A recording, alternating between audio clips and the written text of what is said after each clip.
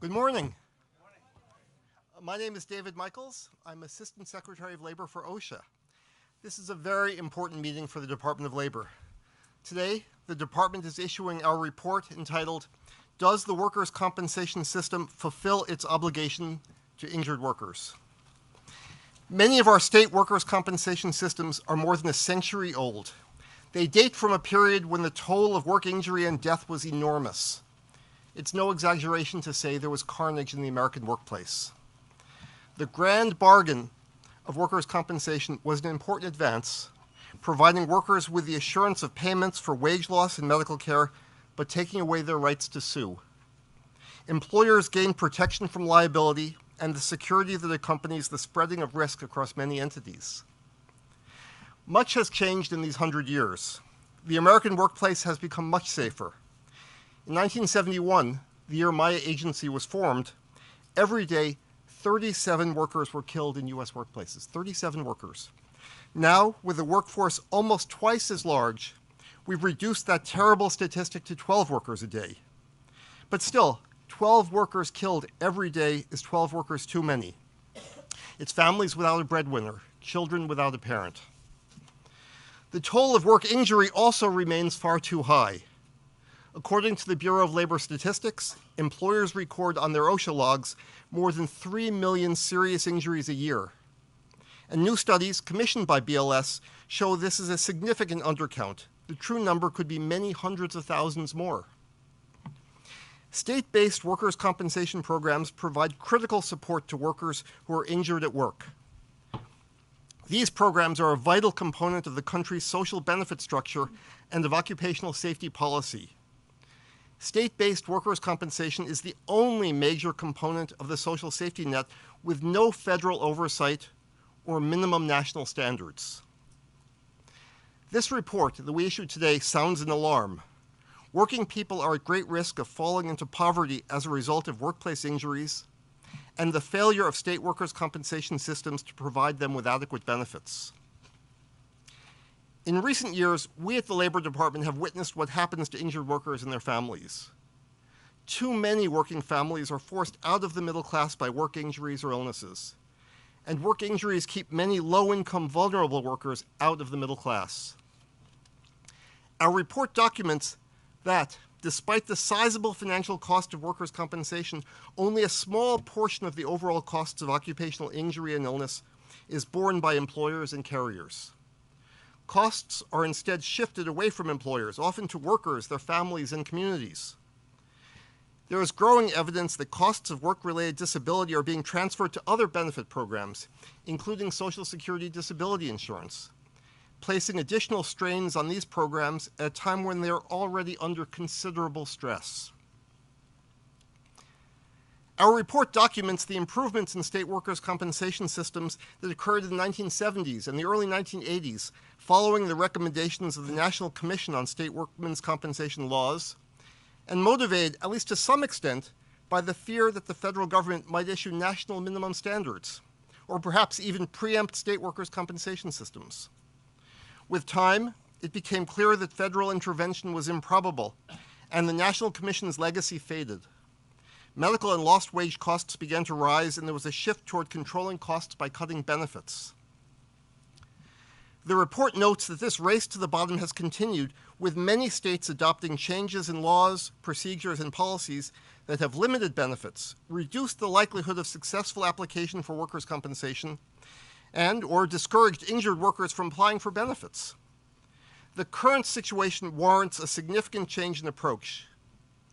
We need to identify best practices in order to better provide benefits to injured workers, increase the likelihood that workers with occupational injury or illness can access the wage replacement benefits they need until they can get back to work, and we need to reduce costs to employers. And as we all recognize, the most effective means to reduce workers' compensation costs is to prevent work injuries and illnesses from occurring in the first place. The compensation system must play a more central role in these efforts. Our report raises several policy directions that deserve further exploration. We ask whether it is warranted to increase the federal role in oversight of workers' comp programs, including the appointment of a new national commission and the establishment of national minimum standards. We also ask how to strengthen the linkage of workers' compensation with injury and illness prevention. There are many ways in which additional research would also provide valuable data and insight into ways to improve the functioning of the workers' comp systems and the experience of injured workers. The report proposes an expanded research agenda focusing on the impacts of aspects of workers' comp on workers and their families, and on evidence-based approaches to improving the functions of the compensation system. The Department of Labor is not new to these issues. Many of you are familiar with our long, proud history of assisting state workers' compensation systems to improve the benefits provided to injured workers. If you aren't familiar with that history, please check out the report's Appendix A, which discusses this. Now, we are fortunate today to have the National Academy of Social Insurance as the co-sponsor of this event. I understand we have many members of the Academy in the audience here today or watching on live stream. I'd like to welcome all of you and thank you for your participation. The Social Security Administration has been a partner to the Department of Labor in many endeavors. We welcome the leadership of SSA here today, and particularly thank you for your vital work toward ensuring the well-being of our disabled. Now, I'm confident that everyone in this room recognizes the importance and complexity of this challenge.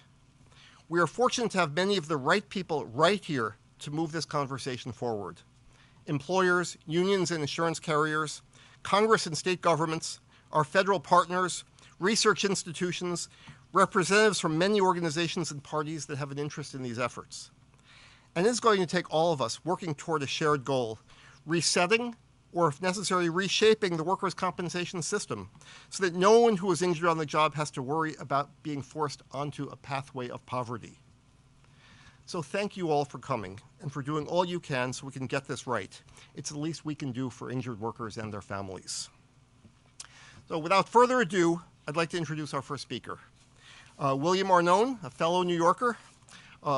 Bill is currently CEO of the National Academy of Social Insurance and previously had served as chair of the Academy's board of directors. Before joining the Academy, Bill had a 15-year career as a partner at Ernst & Young, but Bill has also done his time as a public servant. In New York, he was with the New York City Department of the Aging, and he actually served in Senator Robert F. Kennedy's New York Senate office. So please join me in welcoming Bill Arnone.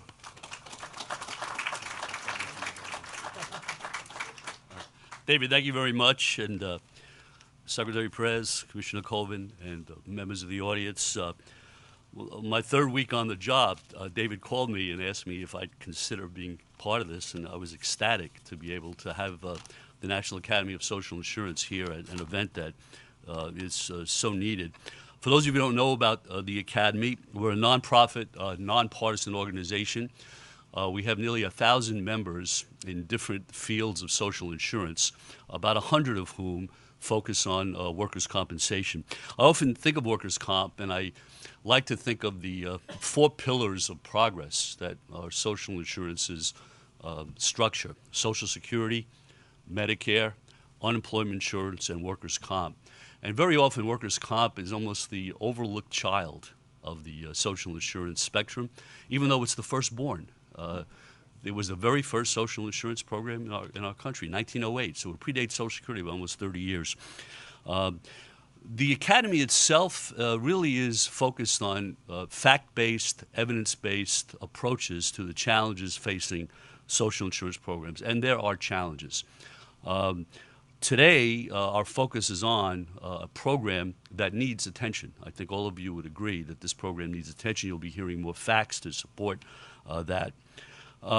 When I look at some of the aspects of workers' comp, and I think of why it has succeeded to the point it has, it really represented a grand bargain or a compromise between business and labor.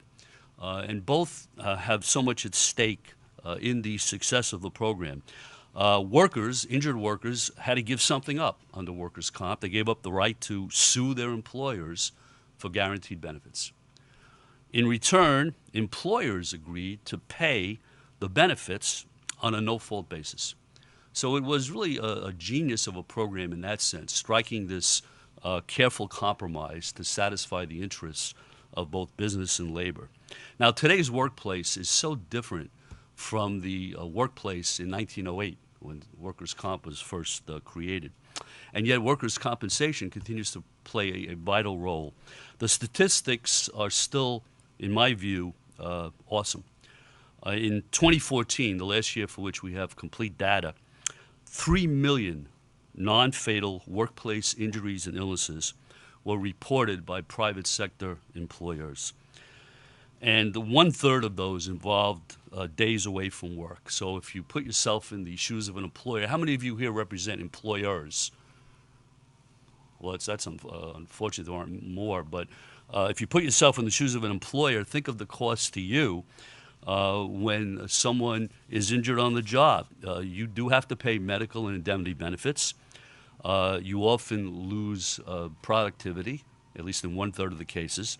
And then for those who are so injured they can't come back, you have to pay for their replacement. So for employers, the stake in workers' comp is very substantial. Of course, if you're a worker, you suffer both economic and non-economic hardships, and they often persist for years beyond the event that triggers workers' comp. Families lose income, fringe benefits are often lost, and future income that's not covered by compensation for permanent disabilities is also lost. So there's a lot at stake in this program, and it requires the attention that today's event is giving it and overdue. Now, unlike most other social insurance programs, there is no federal financing or administration for workers' compensation. So it began in a state-controlled way, and there's never been another look at should there be a federal role, which I think the report will raise very provocative questions. There's been a lack of uniform reporting of state experiences from the beginning. However, what I'm very proud of is the Academy's role now for the past 14 years in issuing reports on the state of workers' comp based on the data that we're able to obtain courtesy of the funding we get from the Social Security Administration, the Department of Labor, and from CMS. So this is a very important project that we're involved in. Our annual report, which will be available shortly, is the subject of a 25-member panel oversight, and I'm really pleased that John Burton and Emily Spieler will be here today to talk about their role in the report that we're talking about today. The goal, we can never lose sight of the goal of workers' comp, provide adequate wage replacement and adequate and appropriate medical care at a reasonable cost and return injured workers back to work as soon as possible. And the balance that we struggle with in every social insurance program is the balance between adequacy and affordability. And that's the tug of war that those of us involved in public policy and public service need to focus on.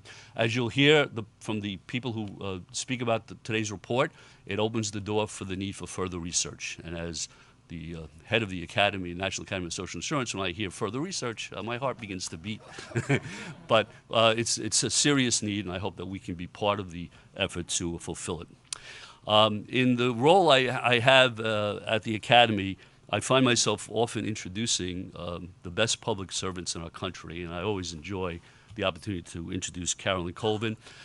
Carolyn left a nice life of comfort to come back into public service in 2011 as the Deputy Commissioner of Social Security. She became the Acting Commissioner in 2013, was nominated by President Obama to be the full commissioner in June of 2014. In my view, she is the commissioner. The word acting does not belong in front of her name. She also serves on the Board of Trustees of the Social Security Program, which is the vital oversight board. So let me welcome Commissioner Colvin.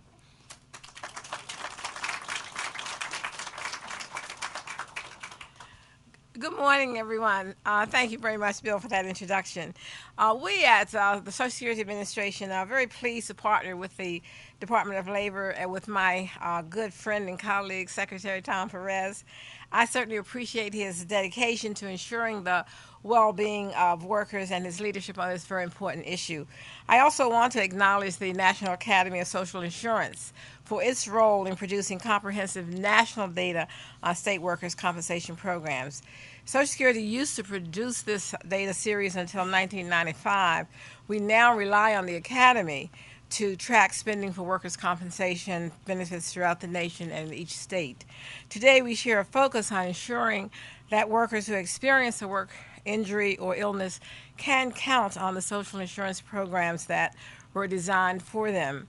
That is workers' compensation and Social Security disability insurance. It is fitting that the Labor Department is drawing attention to workplace safety and the adequacy of workers' compensation programs.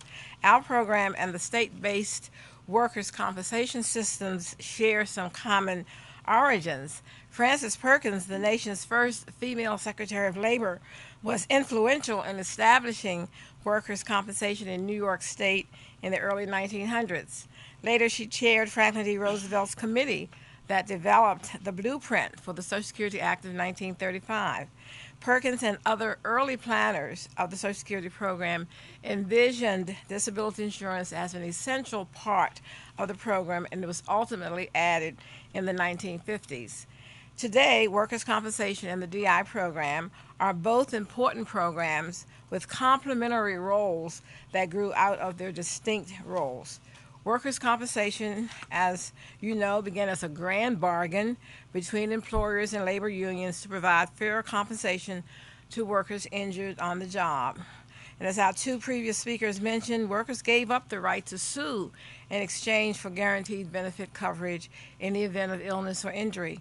Employers were shielded from tort liability in exchange for providing the guaranteed benefits.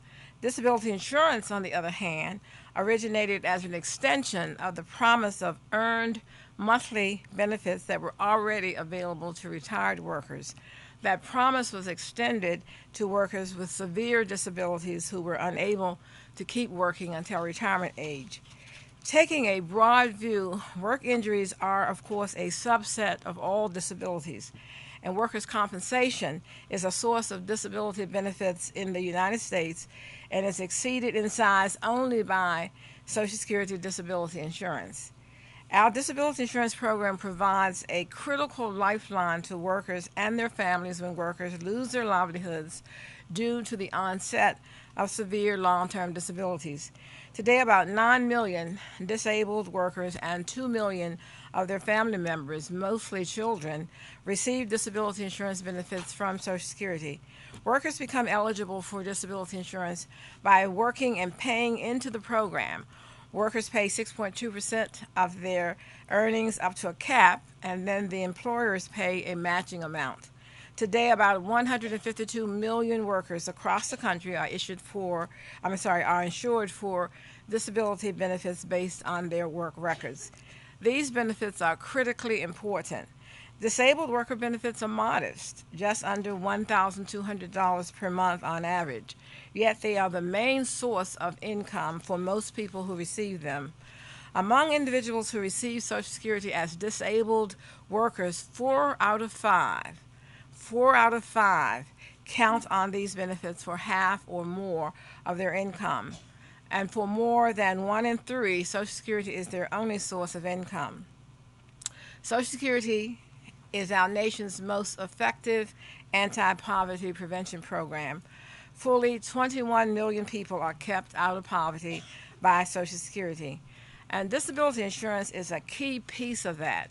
DI lifts 3 million people out of poverty each year and reduces the depth of poverty for another 2 million. As we'll hear in today's forum, there are concerns that workers' compensation may not be providing adequate coverage of benefits to injured workers. That is a concern because if the full cost of workplace injuries are not being borne by the workers' compensation system, then someone else is shouldering them. A growing body of evidence finds that these costs are being shifted both to injured workers and their families and to other federal programs. Workplace injuries certainly add to the number of disabled workers receiving disability insurance. Because disability insurance and workers' compensation have different purposes, they have different eligibility and benefits. DI pays benefits only for severe, long-term disabilities that make workers unable to support themselves through working. Workers' compensation, on the other hand, covers all workers from the first day on the job, but it covers only work-related injuries or illnesses. Benefits and medical coverage are often temporary. We know that some workers, about 6% of disability insurance beneficiaries receive both DI and workers' compensation. However, the actual cost of workers' compensation and work-related injuries on DI may be much more significant. Injured workers may receive workers' compensation for a time or not receive it at all, and then later qualify for disability insurance benefits. In fact, studies indicate that the cumulative effects on GI and Medicare are significant. One study found, for instance, that 7% of new DI beneficiaries in New Mexico were due to workplace injuries. On a national level, that amounts to $23 billion each year in added costs for disability and Medicare. And recent changes in workers' compensation laws, such as those discussed in the new report, may be resulting in increased cost shifting to DI and other programs. Shifting costs from workers' compensation to Medicare and Social Security places additional strains on these programs at a time when they are already under considerable stress. Secretary Perez and I serve as trustees of the Social Security and Medicare trust funds. As trustees, we issue annual reports to Congress and the public on the status of Social Security's finance for the short term and over the next 75 years. Now, this is important because if Social Security finances are projected to fall short, lawmakers need to act either to increase Social Security's income or reduce benefit commitments. On the whole, Social Security's finances are far stronger than many people realize. Currently, the program is fully financed until 2034 and is three-quarters financed for the rest of the 73-year projection period. And now is the time for people to engage in this important national conversation because lawmakers have many options to address the remaining shortfall. Other programs also may be affected by workplace injuries, especially if workers are pushed into poverty by the cost of their injury or illness. Low-income individuals with disabilities may be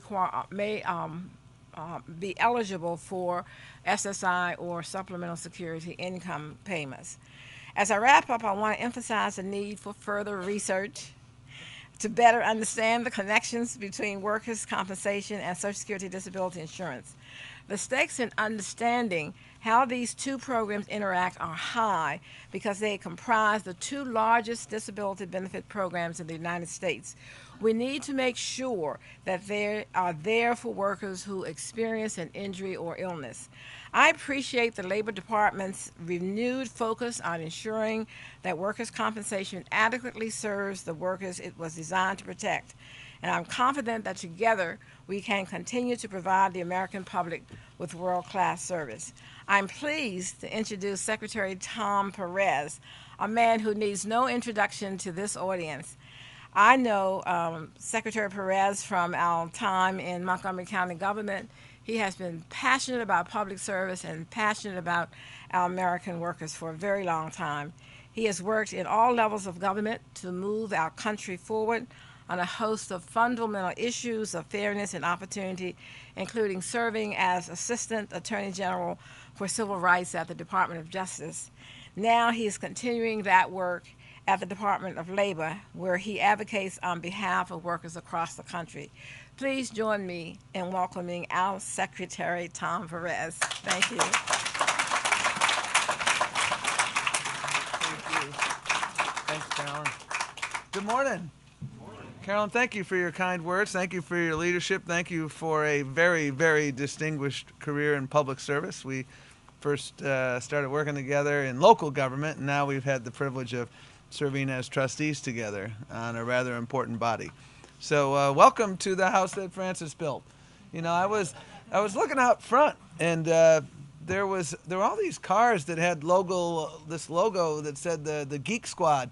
Then I came in here, and I'm a proud member of it because I think we've got this is a gathering of rabid policy wonks, people who care about data, people who care about people who have been working in public service for many, many years. John Howard of NIOSH, thank you for your work. Coal miners are safer, workers are safer, And the partnership between NIOSH and the Department of Labor continues to be strong, thanks for your leadership. And so thank you for all of you're doing. Bill, thank you. As a alumni of Senator Kennedy, the first thing I noticed about Bill was not his New York accent, but we used to get visits once in a while from RFK staffers, former RFK staffers, when I worked for Senator Kennedy. And what distinguished many of them is they would walk in and they had the signature tie clip. And I wrote him a note saying, that looks like the PT 109. And sure enough, it was correct. So you can always tell. If some people use the secret handshake, others use the PT 109. So Bill, thank you for your distinguished service on so many levels. And Emily, thank you for your leadership in honchoing this report.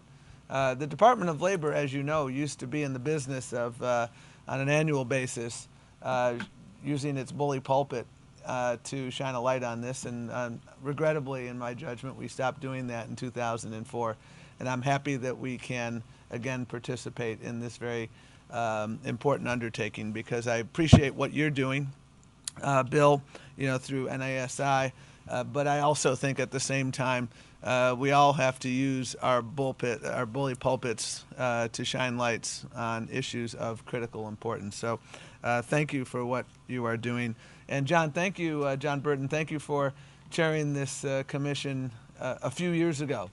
And your presence here, I think, is so important, because in order to understand the way forward, we have to understand our history. And that's why today, I think, is such a remarkably important day, because really we're all here to vindicate this basic principle of the dignity of work. That's what we're talking about here. The dignity of work is about making sure that you earn a fair day's wage for a fair day's work. And it also is about making sure that we provide safe working conditions for our workers and take care of them if they get hurt on the job or get a disease as a result of their coming to work every single day.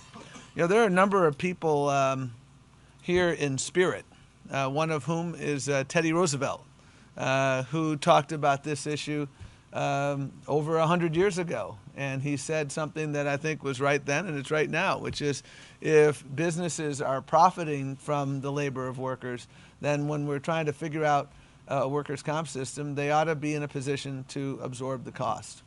And I think that's correct. I'm confident that Senator Ted Kennedy and his brother are here. There's a number of Kennedy alums in this room.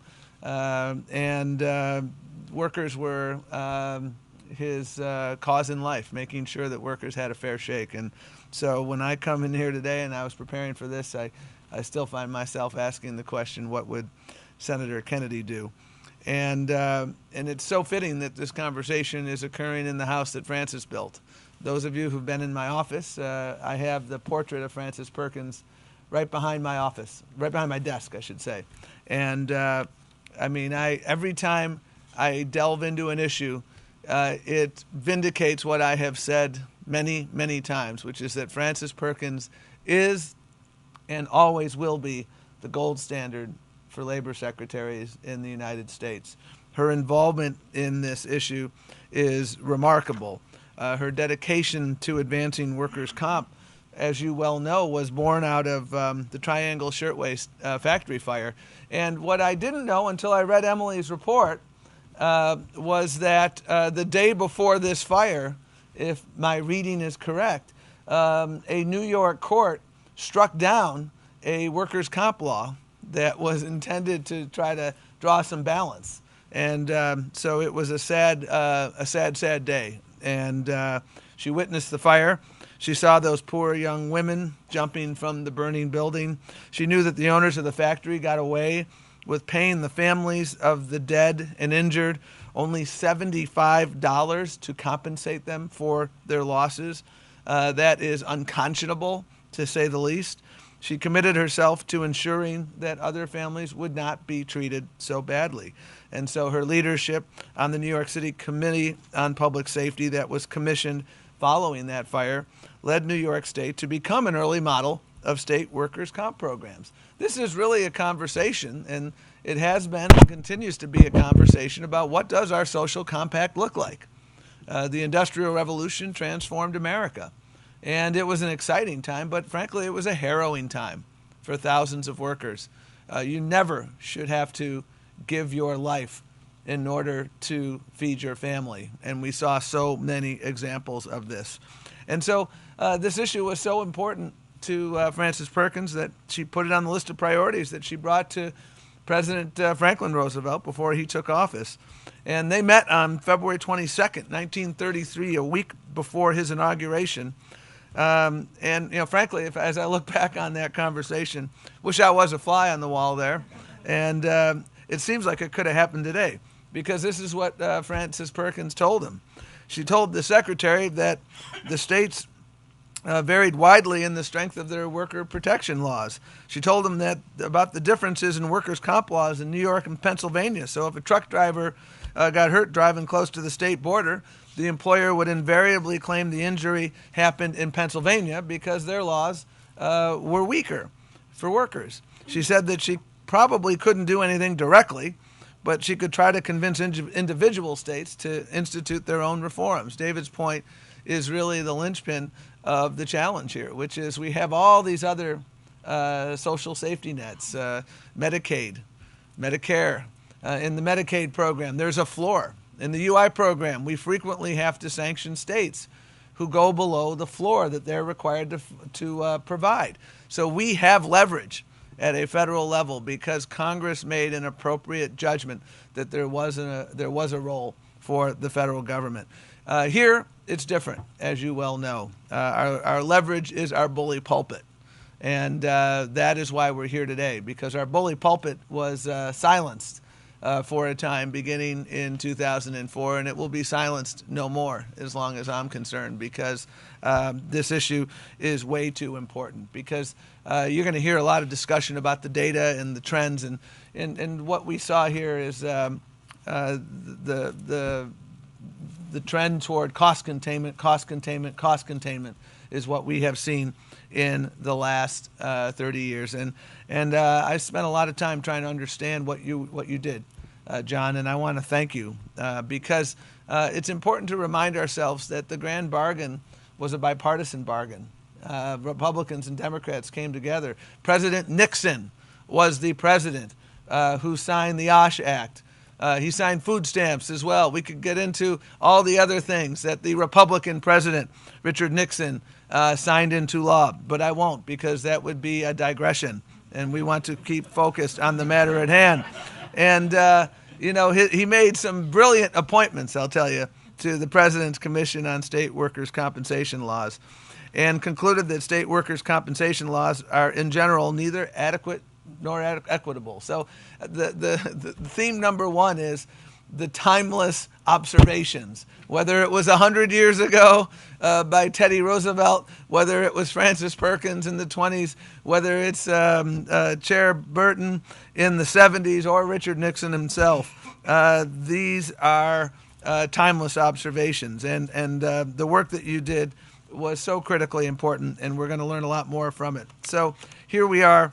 The more things change, the more they regrettably stay the same. And this widespread variation is something that I see when we have our meetings of the Social Security trustees. And, you know, frankly, until Congress acted a couple of years ago, the SSDI Trust Fund was really in serious trouble. And, yes, we have effectively solved the problem, or I think it might be more appropriate to say we've punted the problem to the early 2020s. I think 2022 is now the current date for SSDI. Carolyn? 2034? I thought the SSDI was in a different category, but we can discuss that later. In any event, as Carolyn correctly pointed out, the time to act isn't when we're confronting the train wreck. The time to act is now. We bought some time in the work that we did in the bipartisan work, but we have to move forward because, you know, you look at the stories, and behind all these data points are stories. The story of Billy Doyle Walker from Texas, who tragically fell to his death 3 years ago while painting a communications tower. Billy and too many workers like him in Texas do not receive state-mandated benefits under workers' comp. So they have to depend instead on the alternative, largely unregulated benefit plans, bless you, controlled by employers. Bless all of you so that I don't single you out. And, under these opt-out plans, payments are strictly limited for catastrophic injuries and deaths on the job. So the bottom line was Billy's wife and daughter received a lump sum death benefit of $250,000. And if Billy's employer had subscribed to workers' comp, his family could have received as much as $1 million. And frankly, $1 million is not nearly enough to compensate the losses that they confronted, these preventable losses. So Billy's wife, Katie, struggles to make ends meet between Social Security and food stamps. That's their reality today. His death was a direct pathway to poverty for this family. And the cost of daycare for their daughter is astronomical. And this is what Katie said: I feel desperate. When you die that tragically and you're a good person, I just feel like he was worth more. It's sad. Those aren't my words, those are her words. And you know what? It is sad, and it's preventable. And frankly, it really gets my blood going, because Billy was worth more, and it doesn't have to be like this. Our current system is not the result of acts of that are beyond our control. It wasn't the hurricane that's coming up the Atlantic coast. These were the results of choices that have been made. We have the power to summon some first principles for what it means to work in America, for what that better bargain means. They include, in the words of the president last year, October the 7th last year, so a year ago almost to the day, the president said at a Worker Voice Summit, if you work hard in America, you have the right to a safe workplace. And if you get hurt on the job or become disabled or unemployed, you still should be able to keep food on the table. That is the basic bargain that workers should have. But that basic bargain is fraying for all too many people in all too many states, because the reality is you got to win the geographic lottery if you've been injured on the job, because some states you can sustain yourself, other states you can't. And the second reality that many federal taxpayers do not know is that their federal taxes are subsidizing a workers' comp system that is frayed. That is a reality, and I suspect that taxpayers don't know that, because they think that their taxes that they pay are going to be their nest egg for retirement, both Medicare and Social Security. They didn't realize that a portion of them are going to subsidize a workers' comp system that, quite frankly, all too frequently isn't doing enough. So some people ask me, why did you do this report, or why did you commission this report? And you know what? The answer is because we used to do it. We stopped doing it. That was regrettable, and so we wanted to do it again. And you know what? We wanted to do it again because while we may not have the statutory authority to protect workers, we certainly have the bully pulpit to shine a light on problems. And you know what? You can't solve problems if people are unaware of problems. So our goal here today, and our goal in the days and weeks and months ahead, is to continue to bang the drum. Because as the president said about a year and a half ago in Selma, Alabama, when he was marking the 50th anniversary of Bloody Sunday, he said something that I think is very relevant moving forward, which is the most important word in a democracy is that simple two-letter word, we. We the people, in order to form a more perfect union. I believe that is the most important dependent clause in the United States Constitution. And our nation's journey has been that timeless journey to form a more perfect union. I would respectfully submit that in the context of workers' comp, we've got more work to do. And I am equally confident that if we marshal the collective power of we, because I talk to business owners all the time who understand that their workers are their most precious asset. They understand that when you protect workers, when you have injury and illness prevention programs, that's smart investment. So I know that there are businesses out there that are very responsible stakeholders, and their rates go up if others aren't. And so we have the collective power of we to marshal, and I am confident that we will do so. And this report today is an important step in that direction. So again, thank you to some of you for the decades of work that you have done in this. I feel like I'm a Tommy come lately to this event, but I assure you that when Francis Perkins calls, we always listen. And so thank you for the work that everyone in this room has done, and I'm confident today will be a very, very educational, important day as we move forward. Thank you again.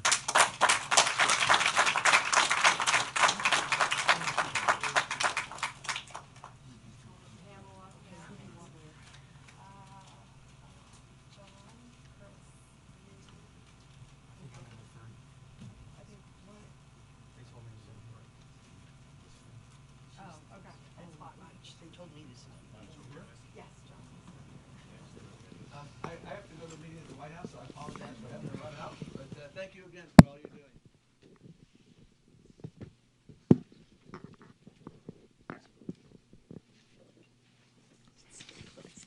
Great. Well, thank you to all our speakers. We're now going to move to our panel discussion. And so I don't forget, I think you all had index cards on your seats. If you have questions, hopefully we'll have time to take some questions from the audience. So think about your questions as you listen to our panel, and we'll try to get to those. But I want to get right to this panel because, as the Secretary indicated, we can have a really great conversation with this group. We have an incredibly distinguished panel. I'll introduce myself. I'm Sharon Block. I'm Senior Counselor to the Secretary and the head of the Policy Office here at Department of Labor. And I really want to, again, reiterate the welcome and reiterate that we really feel we've got the right audience here. We have people here who are knowledgeable about the subject, will understand our panel's conversation, and we hope that you'll participate in it as well. I'm going to quickly introduce this panel. I could actually take up the whole hour telling you about all the important work that all of these people have done around this subject, but I'll try to cut to the heart of the matter. So first, to my left, we have John Burton, who's the Distinguished Professor Emeritus in the School of Management and Labor Relations at Rutgers University, where he previously served as Dean of SMLR. He was a faculty member at the University of Chicago and at Cornell University, where he is an Emeritus Professor. He was the chairman, as the Secretary noted, of the National Commission on State Workmen's Compensation Laws, which submitted its report to the President and Congress in 1972. And he's the co-author of Improving the Interaction Between SSDI and Workers' Compensation Programs, a chapter in SSDI Solutions published this year in 2016. He's a fellow of the ABA College of Workers' Compensation Lawyers and a member of the Workers' Compensation Data Study Panel of the National Academy of Social Insurance. He has a law degree and a PhD in economics from the University of Michigan. So you can see why he's here, really the dean of this area of law. Next, we have Gary Franklin. Gary's a research professor in the Department of Environmental and Occupational Health Sciences and in the Department of Medicine, as well as adjunct research professor in the Department of Health Services at the University of Washington. And thank you for coming so far to be with us today. He's served as the medical director of the Washington State Department of Labor and Industry since 1988, and as director or co-director of the NIOSH-funded ERC Occupational Health Services Research Training Program since its inception. Gary's also the director of the Occupational Epidemiology and Health Outcomes Program at UW, and he has more than 25 years' experience developing and administering workers' compensation healthcare policy and conducting outcomes research. Gary received his MD in internal medicine from George Washington University here in Washington and his master's in public health at UC Berkeley. Next, we have Christopher McLaren, who is the Workers' Compensation Senior Research Associate at the National Academy of Social Insurance. His work focuses on producing national and state-by-state level estimates of workers' compensation benefits, coverage, and cost, as well as conducting original research on workers' compensation and disability policies. Prior to joining the Academy staff, Chris was a policy consultant at the Decision Support Center in Abu Dhabi, where he evaluated public health and safety and economic development policies for the UAE Ministry of the Interior. He earned his PhD in policy analysis with a specialization in economic analysis from the Rand Graduate School and his master's degree in economics from San Diego State University. So thank you for your report. And last but certainly not least here is Emily Spieler. Emily is the Edwin W. Hadley Professor of Law at Northeastern University School of Law in Boston.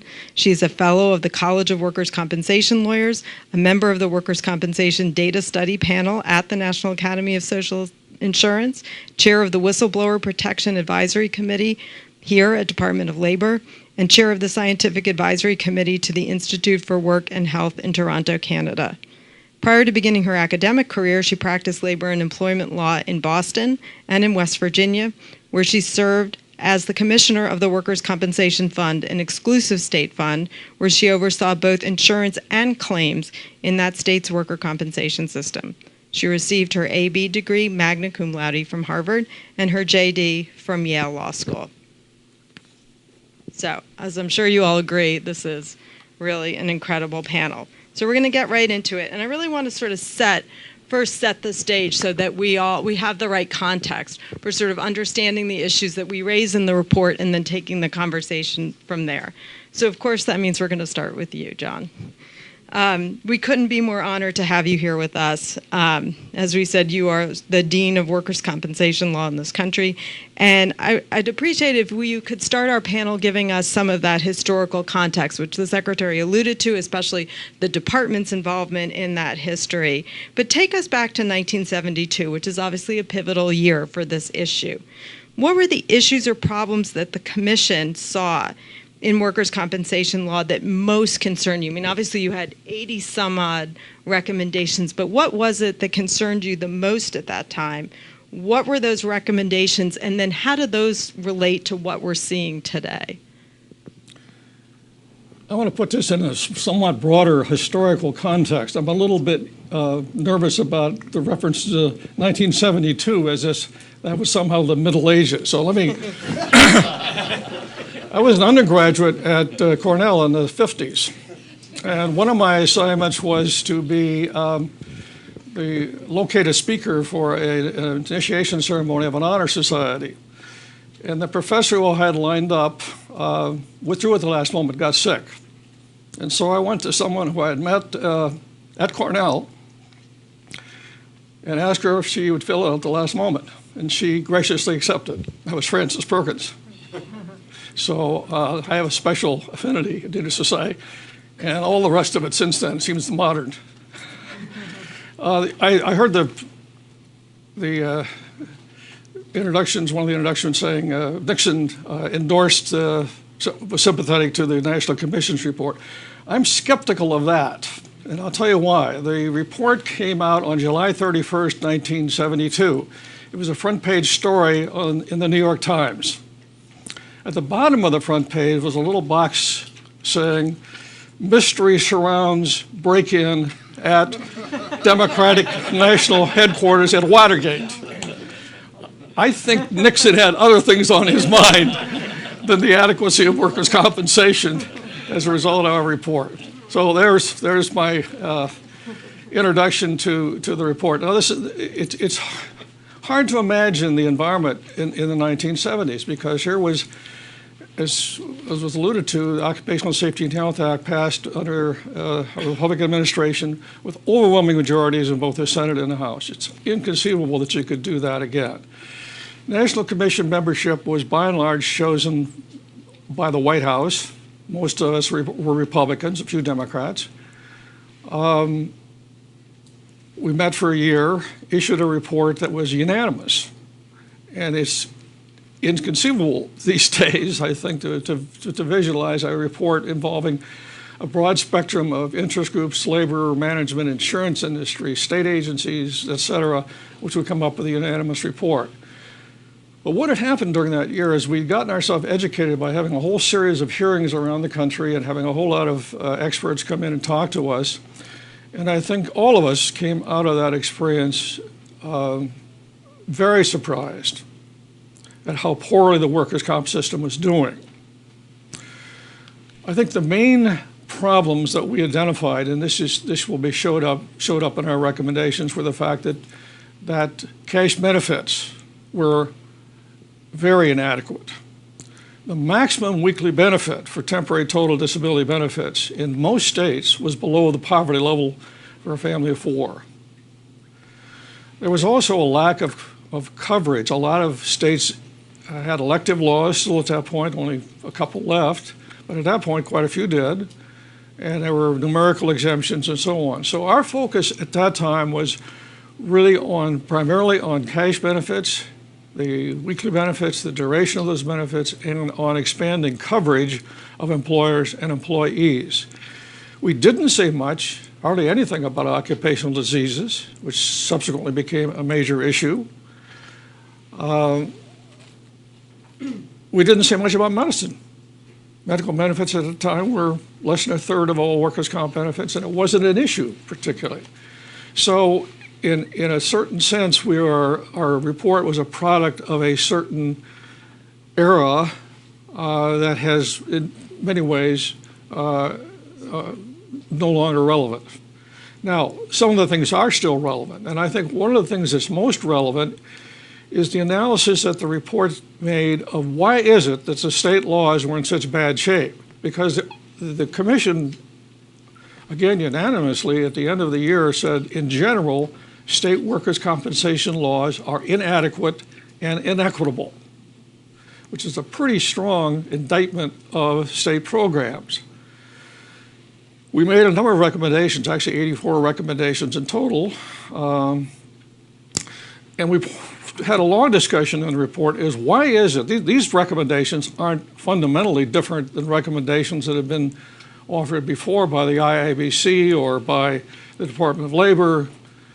Why is it the state laws were in such bad shape? And our focus was upon what we viewed as the excessive competition among states to attract employers. That there was a insidious competition among states to have low cost to attract employers, and therefore, how do you get low cost? Well, essentially, there's no secret to that. It's if you have low benefits. Okay. How do you solve that problem? Well, our conclusion was that you needed some federal standards to maintain a floor, if you will, under these state programs. And if you didn't do that, the report essentially said the system is going to self-destruct. And essentially what we said in our report was this is a conservative solution, believe it or not. It's conservative in the sense if you really are interested in saving the state system, you've got to have some mechanism to keep the states from going into this death spiral, if you will.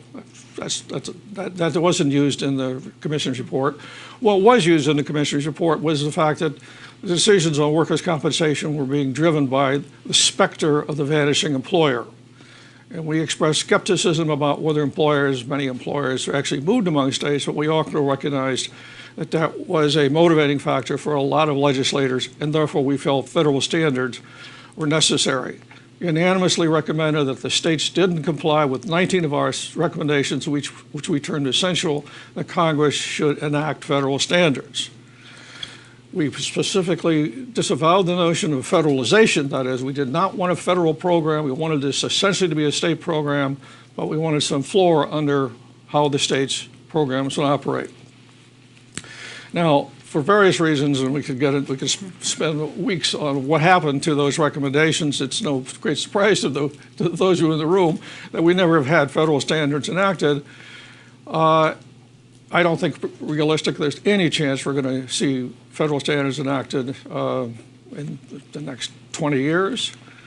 I have skepticism about whether federal standards are a good idea under the current environment because the issues are so much different. It's going to be much tougher to develop federal standards to deal with the problems that have emerged since the 1990s. The one thing that I think is constant from the National Commission's report that still is an issue that we have to think through is since 1990, we've had a resumption of this race to the bottom. And there's no question in my mind that this is driving decisions in many, many states. I have talked in a number of states, and so in Tennessee, for example, I went to Tennessee, a couple years ago, reduced their benefits. Why? Because they pointed out there were 2 or 3 states that were contiguous to them that had lower costs than they did, and therefore we can't lose our employers to those states. Well, I found out that Tennessee is one of the states that actually has 8 contiguous states. It's almost impossible to not find somebody that's lower than you. And so my only federal standard that really I'm standing by these days is no state can have more than 3 contiguous states.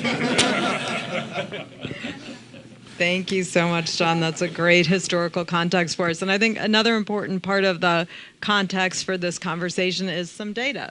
So I'm going to turn to Chris and ask you, for folks, since it just, I think, came out today, who haven't had a chance to look at the new report yet, sort of give us a sense of, what's the snapshot in time that you present in the report? What are the most significant trends that you saw this year? And give us those sort of numbers that will help us frame this conversation. Sure. Well, first off, I'd like to say thank you to the Department of Labor and, of course, to my colleagues at the Academy for organizing this event. It's a pleasure and an honor to be here today and also to talk about this report, which, as you mentioned, is just released today and reports the most recent data from 2014 on workers' compensation, benefits, costs, and coverage. If I had a slide, I think. But so just to give you a quick background about the report, as many of you know, there is a lack of uniform reporting in workers' compensation. And so we have to rely on data from a number of different sources to put this report together.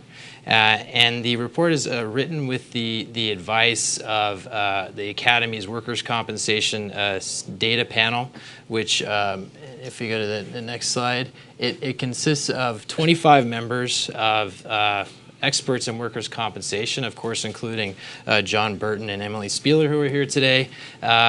And it has representatives from a wide variety of backgrounds, including academia, government, labor, and insurance groups. Now, this year's report was written by the chair of the panel, Marjorie Baldwin, who unfortunately couldn't be here today, and myself. So now just to briefly touch on the main findings from the report, now I have a bit of a background, is that benefits declined while costs increased. So if we look at the total workers' compensation benefits in 2014, they were about $62 billion, which there's a table, which went down for the second year in a row, but are actually up about 6% between 2010 and 2014. Costs, on the other hand, they hit about $92 billion, which is actually a 20-year high.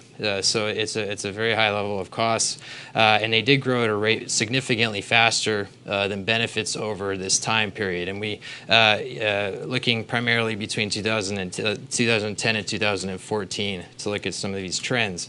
But of course, employment and wages play a significant factor in influencing benefits and costs.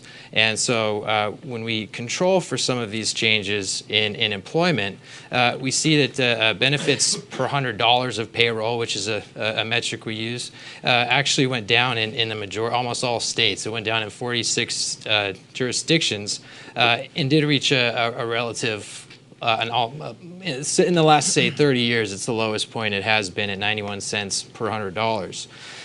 Whereas costs, on the other hand, they did go up. Cost per $100 did go up in 31 jurisdictions in that same time period. So, unsurprisingly, there were.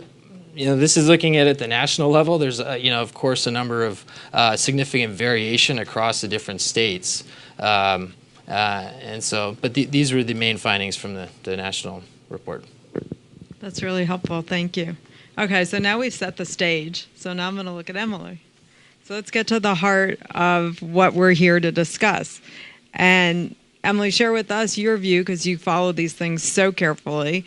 What are the key problems that we're seeing as you look across the land? What's contributing to these trends that Chris has highlighted for us?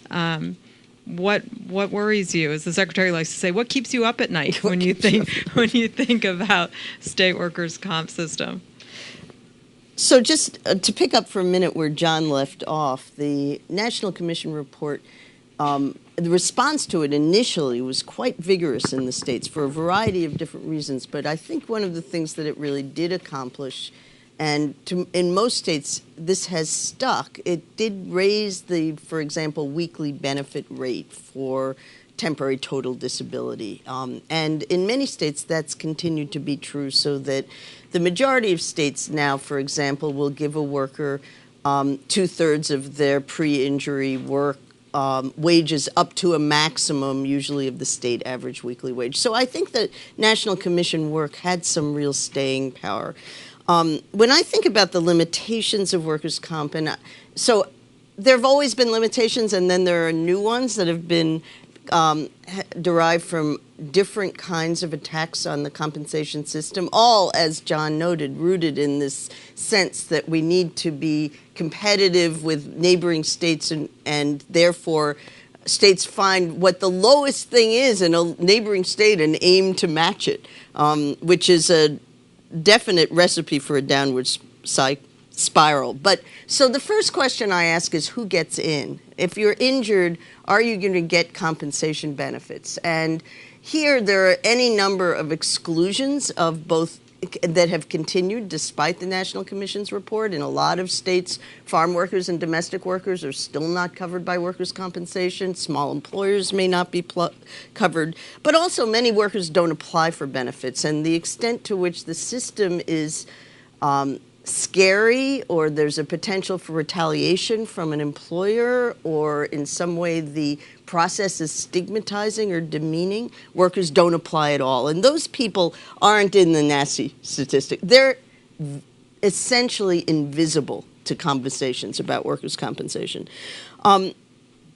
And then there's a question of who applies and doesn't receive benefits. And here I think we've seen a number of changes in quite a few state laws that have made it more difficult for people who have claims that are contested by the insurance carrier or by the employer to be able to get benefits. And among those, and maybe most concerning, is a trend toward requiring a worker to prove that the workplace was the major contributing cause for the impairment. And so here you ratchet up the requirement for experts, but it also means that, say, someone like me who has a pre-existing back injury, who can go to work today, gets injured at work, but had a pre-existing back injury, and now say I hurt my back at work, now I have to prove that the pre-existing back injury was less important in the process than that event, and so people will be excluded. The second area is, are the cash benefits adequate if someone actually makes it through? And there have been cutbacks mostly on the length of time people can collect benefits, both temporary and permanent benefits. But even now, I think, with the escalation of these cutbacks, some states have begun to cut back on those basic benefits that the Commission recommended. So, for example, in Oklahoma, not only did they pass an opt-out law, but in addition, within the core workers' compensation program, they reduced the level of benefits for temporary disability. The third thing, and I think sort of more complicated in a way, is that when you talk to injured workers about their experience in workers' comp, they describe what can only be described as a Kafkaesque process, where benefits are delayed, communication is confusing, they feel outcast and stigmatized by their coworkers, and they can't figure out what's going on in controverted claims, and they need lawyers, and everybody lawyers up, and then there are medical experts. The process is alarmingly complex at this point, and it's hard to point to a specific statutory provision, but these things are incremental in the process in terms of what's required. And the more we require someone to prove by a preponderance of the evidence that their workplace injury was the major contributing cause, the more there's going to be complex process. And the last thing that I think really needs to be talked about is what's going on with medical care. And that I would leave primarily to Dr. Franklin to address. But because of the escalating costs of medical care and workers' comp, and they now half or even in some states more than half of the cost of total benefits. There's been an increasing attempt both through statute and through process to cut back on the way medical care is delivered. So I think in the end, what we have now for people who are trying to get, if we talk about adequate benefits in the way that the National Commission talked about them and the National Academy of Social Insurance talked about them in a report that was issued in the early 2000s, we would like to see workers get 2/3 of their pre-injury wage replaced, whatever they lose as a result of the injury. And we know that historically we rarely met that mark. And we know that the exclusions and the process may indeed be ratcheting down on that, including the increasing use of the American Medical Association's guides to the evaluation of permanent impairment as the way in which the permanent impairment is measured and monetized. And so I think that what's happening, and you can see this particularly in the litigation in Oklahoma, where a particular lawyer is so incensed by the changes that were passed in 2013 that he has, I think, more than 24 constitutional challenges pending to the state law, and he's been winning one after another under that state's constitution because the state court, the Supreme Court in Oklahoma is viewing the benefits that are being offered as inadequate, not just the opt-out plans, but the core benefits themselves. That's a really important point, because I think the opt-out obviously got so much attention, but as you point out, that isn't the end of the story in Oklahoma, and in terms of looking at what's going on in the rest of the country, I think the other aspects of that law that you're pointing out are really important. Okay, so you open that up, so let's go through that door and talk to Dr. Franklin. I know you have expressed a lot of concern about the medical care that is provided in the workers' compensation system. You say a few words about the types of care we're talking about and how those concerns sort of exacerbate or fit in with these other concerns that Emily's raised, that John Burton has raised, that our report has raised. First of all, I want to thank you for having me. I want to thank Governor Inslee, Director Sachs, my boss, Vicki Kennedy, and especially business and labor and healthcare leaders in Washington State. We've all been collaborating to try to solve this problem, and I believe that because of this collaboration, Washington State has been in a race to the top, not a race to the bottom. There are some key issues here that are not really well understood by most people who do workers' compensation. Many workers' companies don't even have senior medical leadership to provide the kind of guidance that we need. One thing to understand is that most workers who come into the workers' comp system who develop long-term disability come in with things like low back sprains and knee problems or maybe a fracture. That's most of the workers in the system who then go on to develop long-term disability. A lot of the contribution to that long-term disability is poor medical care. I would say that the medical care given to injured workers in workers' compensation systems is among the worst health care in the country. I reported the first deaths from unintentional overdose of prescription opioids. It happened to be in injured workers in 2005. 32 injured workers died after coming into our system with a low back sprain, and 2 or 3 years after the laws were made more permissive around opioid prescribing, these workers were dying from their prescriptions of opioids, going to sleep and not waking up. So we have been spending a lot of time in Washington trying to figure out how to prevent the transition from acute and subacute pain to chronic pain, because most workers who become disabled in workers' comp, the long-term disability is kind of the same definition as chronic pain, about 3 months after you've come into the system. So spending more time on what you can do in the first weeks or months after someone comes into the system is the key here. So we have focused on 3 things to try to do what we call secondary prevention, the prevention of preventable long-term disability by delivering health care in a very different way in Washington State. Number 1, to develop validated methods, brief instruments that could be delivered by doctors or healthcare systems to identify workers at risk at 2 or 3 or 4 weeks. Our associate medical director for chiropractic has said that if a doctor sees a worker and they're still on disability at 2 weeks, they don't realize that that's like a workers' compensation heart attack waiting to happen. And it's like there's no hurry here. We'll see you again in 4 weeks. We'll see you again in a month. I'll give you some medication to help you sleep. I'll give you a little opioid. And by the way, that's a deadly combination, a little sleeping pill and a little opioid. So identifying workers at risk systematically to prevent long-term disability. Number two, using evidence-based methods to develop treatment guidelines and coverage decisions so that workers get the best care they can get and that they're prevented from being harmed by that care.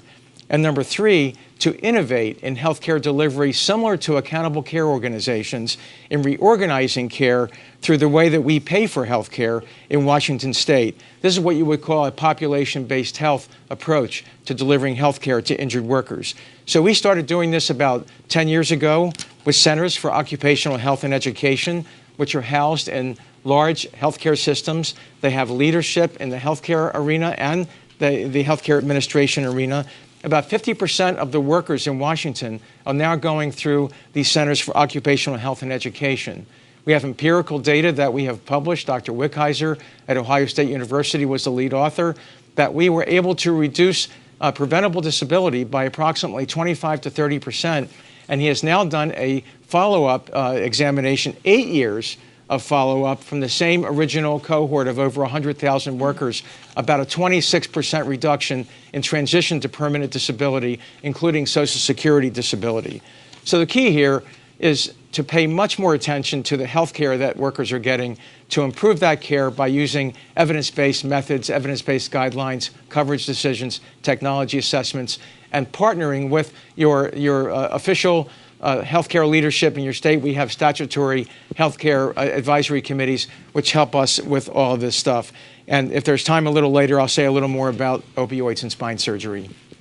We'll definitely get back to that. But I do want to pick up on just on one thing you said. I think you said it, but you said it quickly, and especially with our friends from Social Security here. I mean, talk about that relationship between what you're doing in Washington State and the impact on SSDI, since that really is one of the driving concerns in this area. Well, there's a brand new RFI that SSA just put out asking for information about what can we do in routine musculoskeletal injuries to sort of help that worker or anyone really prevent them from going on to chronic impairment and pain. So preventing that transition to chronic pain is the key, not only to solving kind of keeping workers productive in our communities, but also preventing the transition later. I'll give you one quick example. 44% of our workers who had a lumbar fusion more than 10 years ago are permanently disabled. 44%. I can't imagine anything close to that from any other elective surgical procedure that is done. And then we can talk about opioids, which have been specifically related to the initiation and perpetuation of disability in workers' compensation systems. A huge proportion of musculoskeletal injuries that end up in SSDI are on chronic opioids, and a lot of that probably started in workers' compensation systems. Great, thank you. And I want to just remind everybody, if you have questions, write them on the cards. Amy over here and Taylor can pick up those cards, and hopefully we'll get to them soon. Chris, I want to come back to you because you gave us this very big picture about employer costs, but now we're digging in a little bit more on the difference between employer costs go to medical care and to cash benefits. You share with us anything from your report on what those trends are in those two different areas of costs and how those relate to the trends that you're seeing in employee benefits? Sure. Well, if we're looking at the change in cash benefits versus medical benefits over the last few years, the per $100 of wages, they've gone down slightly more in cash benefits. But and I think what the report shows is there is a growing divide between employer costs and benefits. But a lot of that is due to changes in the economy recovering from the Great Recession. When you see more employment, more workers are covered by workers' compensation. And unless there's some sort of significant change in the risk of injury, you're going to see more workers injured over time and fall into the workers' compensation system. So, and another factor that we see that divide is there's actually a gap between benefits paid and costs. So when coverage increases, the costs, employer costs immediately reflect those increases in coverage, whereas benefits paid don't typically commence until sometime in the future when an injury actually occurs. So there is a delay. So, and for instance, if you look at state funds and private carriers, who primarily their costs are through premiums paid. And so in any given year, the premiums paid are, they don't necessarily match the benefits. The costs don't necessarily match the benefits of that year. The costs may cover injuries happening in that current year, plus injuries as the benefits paid in future years. Whereas benefits in a typical year are actually covering injuries from previous years. But I do. So there is this divide, probably from this recovery from the Great Recession. But there are a few caveats I like to mention about the report, because there are the purpose of the Academy's report is really to provide the best estimates of workers' compensation benefits, coverage, and costs. And there's a number of factors that influence benefits. And as we're talking to employment and wages influence them, changes to statutory requirements, changes in injury rates and occupational mix. There's a number of factors that influence that we do not that our estimates do not account for in that. And there's also discussions about looking at employers making a decision on where to locate their business, and there are a number of factors there that should need to be taken into account as well that our estimates do not account for. Great, thank you. So now, John, I want to come back to you. You gave us that historical perspective. Now we've moved into the future, and I think as you alluded, some of the things that you were most concerned about, the Commission was most concerned about in the 70s, that sort of mix of issues has changed in terms of concerns about health benefits versus cash benefits. So I want to turn it back to you. What keeps you up at night now in looking at what's going on today? Well, let me, I want to comment briefly on something Chris said, and then I want to go to your main question. There's an interesting divergence in the estimates of employers' cost of workers' compensation between what NASI is showing and what the Department of Labor is showing in its publications called Employer Contributions for Employee Compensation. Employer Contributions for Employee Compensation. There, I got it. This is based on a quarterly survey. It's a very large survey. BLS has been doing this for decades.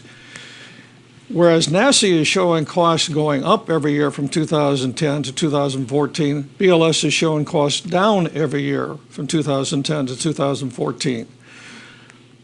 I can't get the NASI report to recognize this, but it is an important issue. I just don't.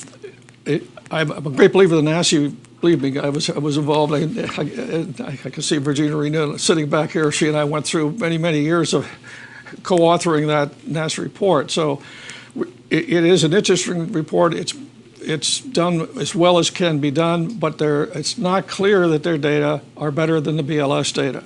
So I think we need to be a little bit cautious about assuming that in the last few years employer costs have started to go back up again, because that's not what we see from other data sources. Now, let me go back what really bothers me, or one of the things that bothers me about recent developments. And this has to do, let me put this in the context of what kind of remedies are available to workers who are injured on the job. Okay, historically, if you go back to 1906 or whenever before workers' comp laws were passed, an employee could bring a negligence suit against the employer, and if successful, could get a substantial award. In practice, those suits were seldom successful. There is an interesting history of that, which I won't go into detail here, but basically the point is, before workers' comp, the sole remedy that workers had was a tort suit. Workers' compensation was founded with a couple of fundamental principles. One, it became a no-fault system. You do not have to prove negligence by the employer in order to qualify for benefits. That's what employees got. What employers got was that workers' comp became the exclusive remedy. You cannot sue your employer for a work injury after a workers' compensation law is enacted. Now, there are some minor exceptions to that. A few states, like New Jersey, if it's intentional injury of the worker by the employer, it may be possible to get dual recovery, so that is both workers' comp and a tort suit, but those are very, very rare. What concerns me is the consequences of these changes that have been made in requirements that the major contributing cause, Emily mentioned that, objective evidence having to be provided. Studies that I was involved in of what the impact of these kind of changes were in Oregon were that benefit payments were reduced about 25% below what they would otherwise have been under the old laws of compensability. So we've made it much tougher for the workers to get into the workers' comp system. Oregon courts wrestled with the issue of, well, if you can't get workers' compensation, shouldn't you have the right to bring a tort suit? I mean, that was the trade-off. And interestingly enough, the Oregon Supreme Court, in a case, Smothers case, it was decided back in 2001, said it's not constitutional to prohibit a worker from bringing a tort suit when he's kept out of the workers' comp system by these new laws. Fascinating, as of this May, the Oregon Supreme Court has reversed that decision. Okay. So that it is now possible to engage in what I call the dual denial provision. You're not eligible for workers' comp, and you cannot bring a tort suit. And that's not just true in Oregon. It's true, the major contributing cause standard has been adopted in 15 or so states. As far as I know, in all of those states, the purpose of those laws and the effect of those laws is to say you're no longer eligible for workers' comp, even though you used to be, and you can't bring a tort suit. So we've gone, essentially, we perverted the historical exchange with a single remedy. Well, we're down to zero remedies for a good number of workers, and that really is a disturbing development. Thank you. That's a really interesting development, troubling development. Some great questions from the audience, so I want to move to a few of those.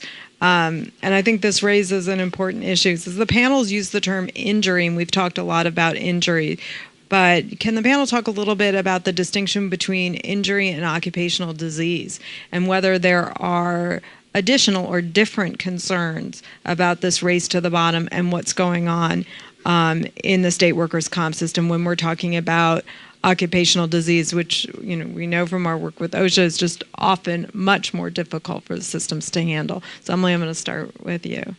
So we know that occupational diseases are often not diagnosed. They don't show up in the BLS survey of occupational injuries and illnesses. In fact, some of us have suggested that illnesses be dropped from the title of that data series since they're so inadequately reported. And I think you see the same thing in workers' compensation for a variety of reasons. Generally, in the same way that OSHA struggles with where is the line between injury and illness, generally we see injuries as something that happened, in the old language of workers' comp, happened by accident. That is a traumatic event. You could point to it and say, this happened on this day at this time. And illnesses are generally viewed as something that are accrued over time and often have, they are also in the general population, and so the question of causation is difficult. Sometimes they involve long latency periods, so somebody may have left a workplace. They may be in a different jurisdiction. They may be seeing a physician who doesn't take an occupational history. So what that says is actually that occupational illnesses are poorly compensated and rarely compensated in the workers' compensation systems. And in fact, we have at least 2 federal disease-focused compensation systems that are a reflection of that. The Federal Black Lung Program is one that was initiated in the late 1960s as part of the 1969 Coal Mine Health and Safety Act, precisely because states were failing to adequately compensate for black lung coal workers' pneumoconiosis, and the Energy Employees Occupational Illness, I should know this, right? EOICA is also a reflection of the fact that state workers' compensation programs were failing to compensate the diseases of people who worked in the nuclear industry. And in fact, when there was an attempt initially on the first version of that statute for the Energy Department, actually under Dr. Michaels' direction, to try to figure out how to get state workers' compensation programs to compensate for some subset of these diseases, it faltered on the same kinds of political, I think, discussions that we have about workers' compensation generally, and the statute was amended and turned over to the Department of Labor to be administered through through a federal program. And both of those, in different periods, the '69 Act was amended a number of times, but in different periods, both of those were a reflection of the fact that the state compensation systems were failing utterly to address workplace illnesses. No, I think that was a great question. Thank you for submitting it. Actually, a few people have asked about this question, which is something that we discuss in the report and sort of pervades a lot of the work that we do here at the department, is the effect of the increase in contingent work relationships, and specifically in the non-employee relationships, the increase in the number of independent contractors. Some people think about this as an issue for the gig economy, but we know from some research that's been done and from our experience here, this is a much bigger phenomenon. It's not about whether Uber drivers get workers' comp or not. It's really a much broader concern. Chris, I don't know if you want to comment on, we know that these workers, for the most part, are out of our social insurance programs. Is this anything that NASI is looking at, or explain a little bit about how these kinds of workers fit in the numbers that you come up with, and if anybody else has insights into sort of how this part of our economy fits into this conversation? Well, first of all, in the report itself, we don't address this issue at all, unfortunately. But I think it's an issue for further work. I think it's something that, as you mentioned, the Department of Labor is looking into, and I think trying to, we provide estimates of workers covered by workers' compensation for nationally and by state, but trying to identify what the specific types of jobs they're in, or if they have any kind of coverage for workers' compensation or other social insurance programs. We're not able to identify that, and I think that going forward, it's an important issue, and definitely something that perhaps in other research at the Academy we're definitely looking into doing more on that. Anybody else have thoughts, Emily? So we all know, I assume everyone in the room knows, that people who are properly identified as independent contractors are outside most of these systems. In the same way, they're not hopefully outside Social Security because they're paying their FICA taxes on their self-employed earnings, but they are outside, for example, the unemployment system. And certainly, I bet everyone in here knows someone who's a consultant or an independent contractor who worries about the times when they don't have a contract. I think what is very worrisome is the issue of misclassification of workers, particularly misclassification of lower wage, vulnerable workers in some industries. We see that in the janitorial industry. We see it in the some of the residential construction industry, and those industries are quite dangerous. And if people are misclassified as independent contractors, they're not entitled to the support of the social safety net, and they are otherwise also vulnerable. And I mentioned before a concern about retaliation, but I think it deserves more of a central view when thinking about some of the more vulnerable workers that we think about, and in particular, these subsets of workers who are often immigrants and who are misclassified deserve a special light to be shown on the problems, and that includes the exclusion from workers' compensation. Yeah, John. Well, I think we also should note that this is not just a problem for workers. This is a serious problem for the insurance industry, which has to deal with the fact that there's misclassification of employees results in inappropriate amount of premium, or classification of somebody as an independent contractor who, when he's injured or she's injured, brings a workers' comp claim and ends up being found to be an employee. Somebody's going to pay for that. In some states, it's a special fund that is being paid for, in a sense, by assessments on employers and carriers. So it's not just a problem for employees. And the other obvious thing in this, the construction industry, you have a lot of employers who are evading paying not just workers' comp, but unemployment insurance and taxes and other things, Social Security taxes. This puts at a real competitive disadvantage of the legitimate employer. So there's a real this is a case where I think there's some commonality among all the participants in the system except the crooks. In terms of making sure that we have people adequately brought into the system and paying the premiums that they ought to be paying. Great. Well, we're getting close to the end of our time, and I want to try to inject some forward-looking conversation here. And actually, we got a question from the audience about international examples. So I'm going to sort of expand this. Gary, I'm going to start with you about what Washington does seem to be a place that is doing this right, doing it better than a lot of the rest of the country.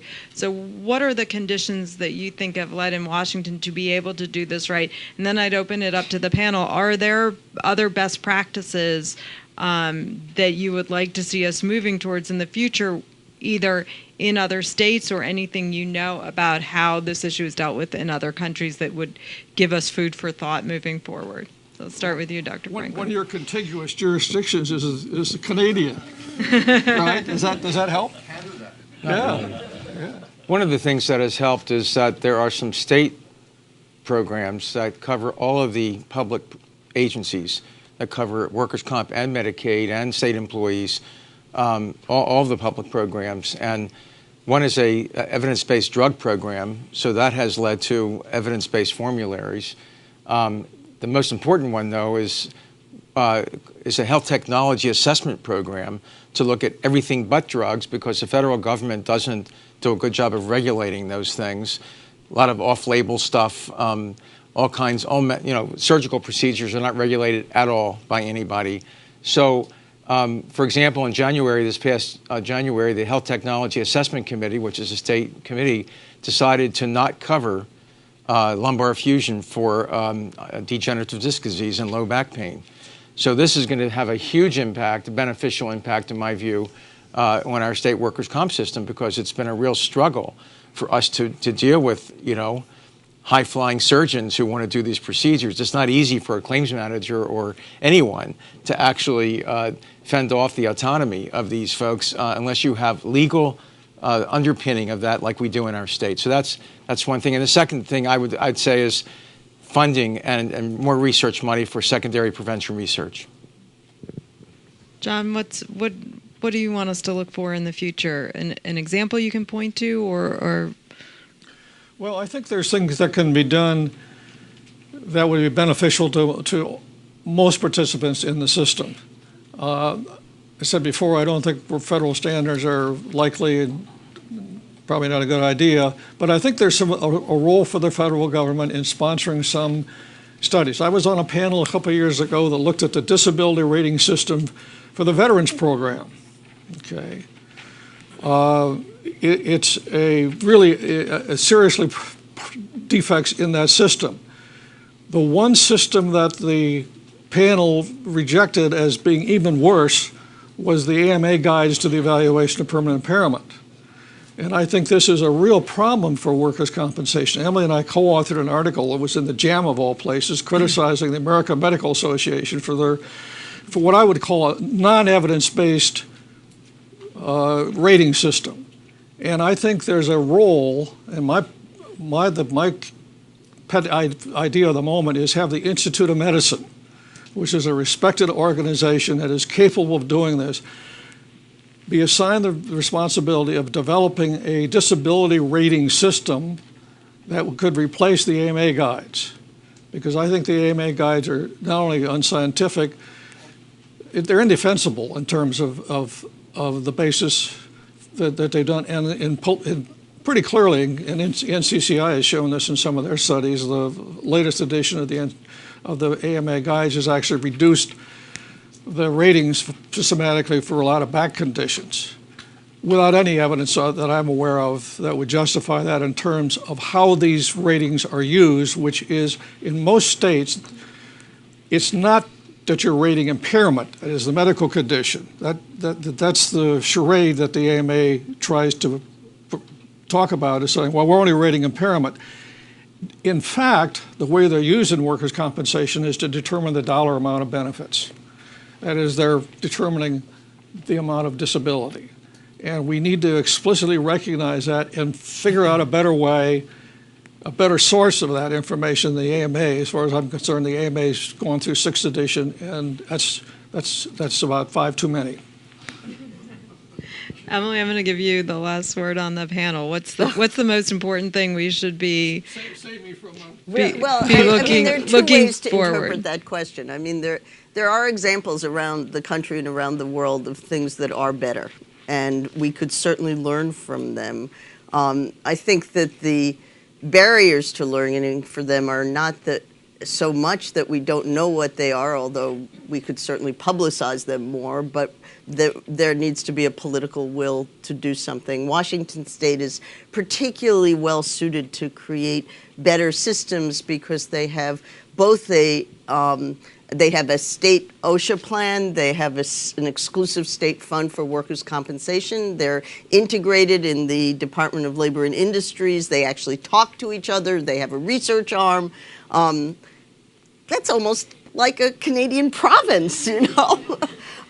Most of the rest of us don't have one, the other, or any of it. So I mean, in part, I think that before we close this conversation, acknowledging the fact that the concern that the National Commission was raising, I think you called it the specter of the vanishing employer, continues to be the legitimizing or claimed legitimizing driving force in this downward spiral, therefore the political conversation tends to be only about costs and not about how should we be taking care of injured workers. And the voice of injured workers is simply too weak in that political conversation. And so I think collectively we might be able to come up with what a better system would look like, but it isn't. But the question is, what are we going to do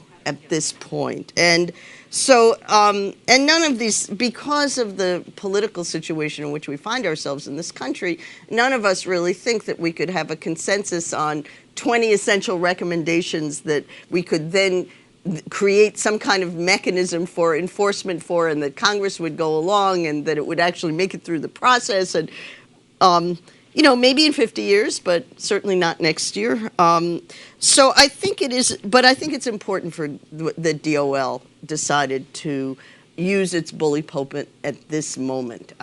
Because I think if you look at the current acceleration of this downward spiral, calling it out is, I think, important and gives better voice to those who are inadequately voiced in a lot of these political fights.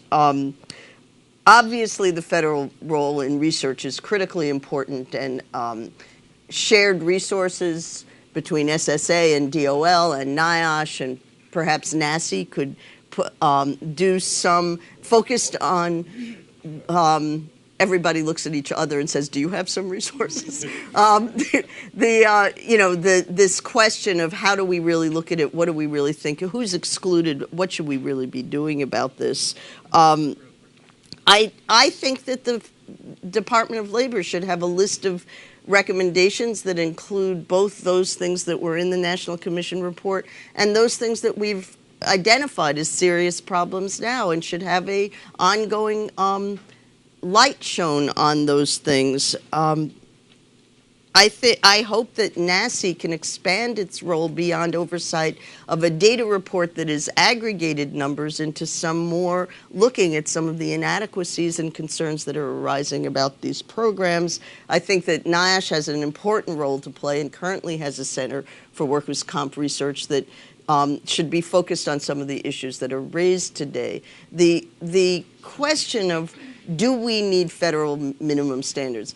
You know, if we can't figure out a way to address this myth of the vanishing employer that justifies the continuous cutting of benefits, and I experienced this as an administrator in West Virginia where, you know, the legislators said, aren't we paying more for this particular benefit here in West Virginia? And brought in experts, some of whom I respect a great deal, to say, yes, the answer is yes, you are paying more for that benefit. But, you know, we were paying less for other benefits, and that wasn't the question they asked. So I think you can't stop that conversation without having some kind of national, at minimum, conversation and spotlight on it, but hopefully, if that doesn't work, some other mechanism for addressing disability that perhaps is partly powered by the fact that Social Security shouldn't be picking up an excess amount of this disability. That's great. Thank you. John? I want one brief commercial announcement in a sense. You got the executive summary of this report. There's actually, I think the whole report's about 45 pages long. And I'm hoping that it'll be made available online or someplace because it is. Okay, fine. Just for those of you who haven't seen the full report, I encourage you to take a look at it. I think it's a very well done job. I have some disagreement with parts of it, but I certainly think that's, you know, I'm an academic. That's how we make a living, right? Professor is someone who thinks otherwise. That's the old German definition of a professor. Anyways, it's a very very good report, and I just encourage everybody to take a look at it. Great. So I'm going to, David Michaels, come up and we're a little over time, so just quickly wrap us up. First, I just want to take a moment to thank everybody who was involved in this. First of all, I want to thank this fabulous panel and Sharon Block, who's really done a huge amount of work pulling this together. So let's join us here. I think we want to thank Secretary Perez, who's lifted this issue up, and he's pushed all of us to do everything we can to make the workers' compensation system work for injured workers around the country, and we're very grateful for that. The other people I think who really need to be recognized, Amy Lynn from the Policy Office,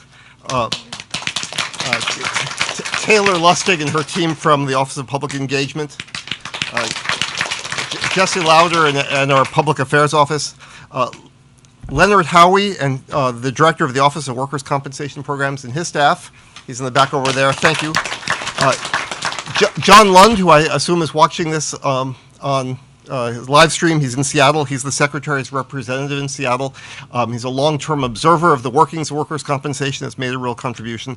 And I want to again thank all of our speakers, our colleagues from the National Academy and from SSA, and especially Professor Emily Spieler, whose wise counsel has benefited so many of us in this department, and to thank all of you. This really is a very important conversation. We really have the imperative to get this right, and we hope to move forward as much as we can in the near future and going off into the further future. So thank you all so much for joining us today.